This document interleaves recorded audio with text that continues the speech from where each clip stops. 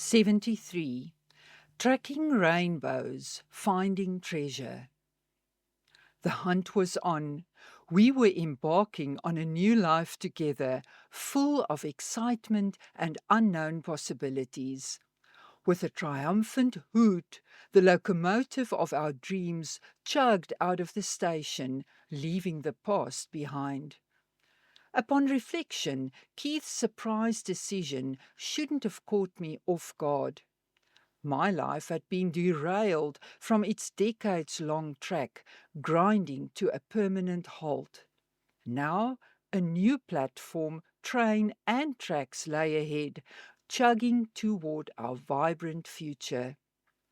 Within days, we discovered Clanwilliam, a charming town in the Cederberg Mountains, 230 kilometers north of Cape Town, boasting stunning scenery and the impressive Clanwilliam Dam. Our bags were nearly packed. In 2 days, we'd embark on a fun scouting trip to view shortlisted properties. That evening, lounging in recliners, our eyes fixed on our phones, Keith's voice filled with wonder. "Get ready for a sleepless night, sweetheart. I'm sending you a link." I opened it, heart racing, and gasped. A thatched roof house hugged the edge of a tranquil dam with quiet authority.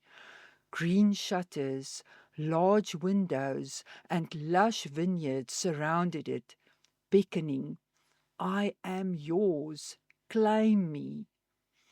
With trembling fingers, I scrolled through the description and the listing pictures. Words leapt out at me on the screen, luring me in. 6 kilometers outside Tulbagh, a small farm estate, one of 5 properties with a 1-hectare dam, nestled in the Valley of Abundance, where the Winterhoek and Obiqua mountains meet under the shadow of Saronsburg.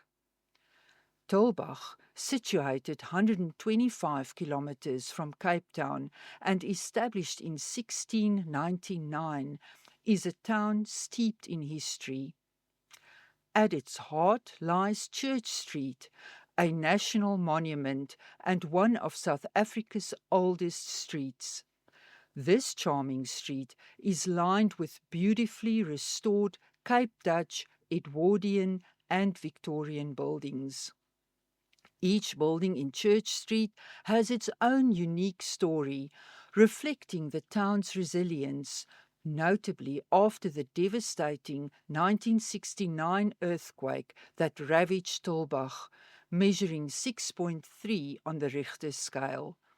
This historic street is home to several museums, including the Earthquake Museum, which commemorates that fateful day.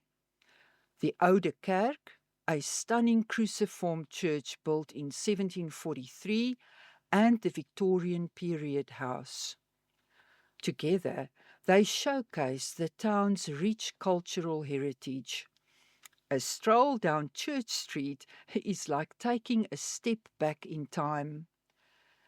And to top it, this property soared with an eagle's eye view from its dam, overlooking Saronsburg's majestic slopes as they cascaded onto the vibrant Kleinberg River, orchards and vineyards. Surrounded by prestigious wine farms renowned for their award-winning wines, this setting offered the ultimate blend of natural beauty and wine country sophistication. Sleep eluded us. We phoned the agent the next morning to arrange a viewing in 2 days en route to Clanwilliam, now demoted to a fun getaway. Deal done. Packing was effortless, fueled by adrenaline. We knew divinity guided us. We left the farm early on Friday, 29 July 2022, pacing ourselves to reach the 2 p.m. viewing appointment. Every step forward felt like sleepers being laid, securing the foundation for success, with the train of our dreams chugging steadily onward. I prayed fervently for a sign, something concrete, material, and definite, short of miraculous, to shout, "Keith and Elmarie, this is your new home." My prayer was soon followed by a dramatic change in weather. Taking the N1 highway turn-off outside Worcester, dark, stormy clouds loomed. As we drove up the R43 road to Tulbagh, a fierce storm engulfed us. Perplexed, I thought frantically, wishing for sunshine. Surely this wasn't our arrival at the new home amidst turmoil? Passing Wolseley, clouds dissipated, and I sighed in relief. Riveted to our seats, we focused on the impending viewing. Reliving the moment, my reaction remains visceral. A shiver of anticipation still dances down my spine, a sensual salsa in tandem with the beat of my heart, where some experiences dance on the soul, resounding as a symphony. As we meandered past wine farms and winding roads, the scenic route tracing the majestic Obiqua Mountains, I peered between Keith's window and windshield. Countless hours of poring over Google Maps had etched the property's layout in my mind. A rainbow splendor caught my eye, its colors radiating brilliantly. Simultaneously, the house emerged, bathed in a luminous halo. The rainbow's vibrant arc enveloped it, creating a breathtaking celestial showcase. Our arrival at 2 p.m. synchronized perfectly, placing the house at the rainbow's radiant epicenter. Unashamedly, I burst into tears, elated. Sweetie, the rainbow, promises of abundance, prophetic promises, depicting a sacred covenant. Here it is. Memories of my channeled message at Ronnie's sex shop on 7 November 2018 pulled into my mental station. My inscription contained the words covenant, home, sanctuary, rainbows, waterfalls, butterflies, consummation, matrimony, union. Long before I knew I'd met Keith, that we'd get married and that we'd be on our way to a property that was now sanctified by a rainbow. Divinity aligned, the viewing became a mere formality. We already knew even before the agent unlocked the front door. Our hearts skipped a beat as we took in the breathtaking view.